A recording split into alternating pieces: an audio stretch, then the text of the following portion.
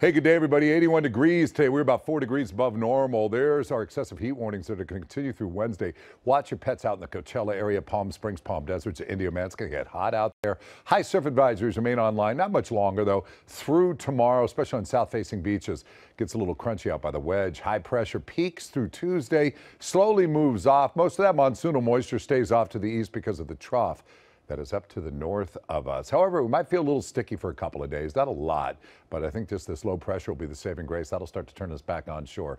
Cool things off. Once we get through Thursday, we'll start to turn the corner and then slowly and then into the weekend go a little bit below normal. Actually, the weekend promising to be sweet. Really nice weather here. Things will dry out and we'll get that morning overcast, afternoon sunshine, hot in the high deserts. Have a great evening. We'll see you at 11.